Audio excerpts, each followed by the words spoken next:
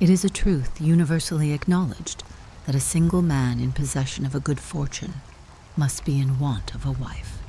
However little known, the feelings or views of such a man may be on his first entering a neighborhood.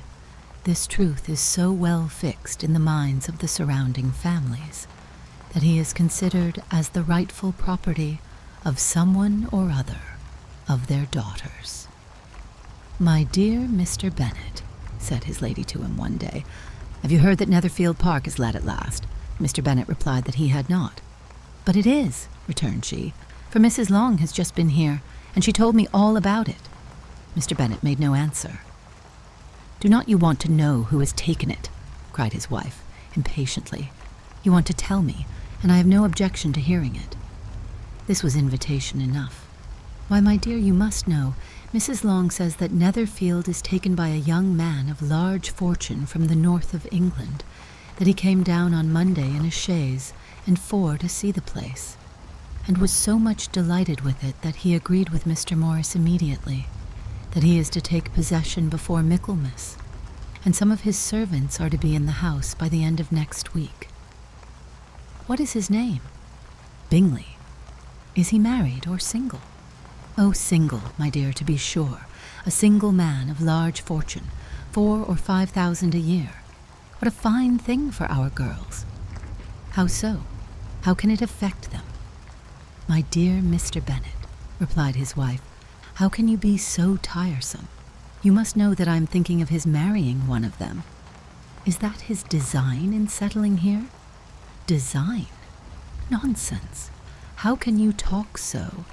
But it is very likely that he may fall in love with one of them, and therefore you must visit him as soon as he comes. I see no occasion for that.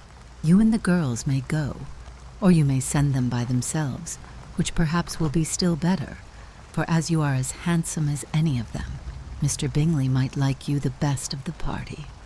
"My dear, you flatter me. I certainly have had my share of beauty, but I do not pretend to be anything extraordinary now. When a woman has 5 grown-up daughters, she ought to give over thinking of her own beauty. In such cases, a woman has not often much beauty to think of. But, my dear, you must indeed go and see Mr. Bingley when he comes into the neighborhood. It is more than I engage for, I assure you. But consider your daughters. Only think what an establishment it would be for one of them. Sir William and Lady Lucas are determined to go merely on that account, for in general, you know, they visit no newcomers. Indeed, you must go, for it will be impossible for us to visit him if you do not." "You are over-scrupulous, surely.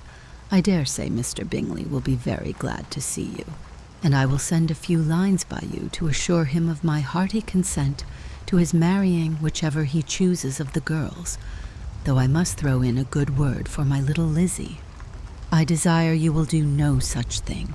Lizzie is not a bit better than the others, and I am sure she is not half so handsome as Jane, nor half so good-humored as Lydia, but you are always giving her the preference." "They have none of them much to recommend them," replied he. "They are all silly and ignorant like other girls, but Lizzie has something more of quickness than her sisters." "Mr. Bennet, how can you abuse your own children in such a way? You take delight in vexing me. You have no compassion on my poor nerves." "You mistake me, my dear.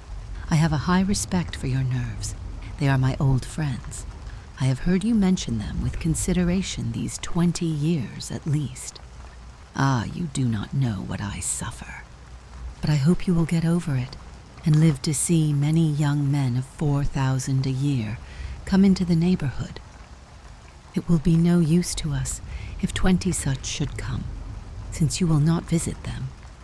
Depend upon it, my dear, that when there are 20, I will visit them all." Mr. Bennet was so odd a mixture of quick parts, sarcastic humor, reserve, and caprice, that the experience of 23 years had been insufficient to make his wife understand his character. Her mind was less difficult to develop. She was a woman of mean understanding, little information, and uncertain temper. When she was discontented, she fancied herself nervous. The business of her life was to get her daughters married. Its solace was visiting and news.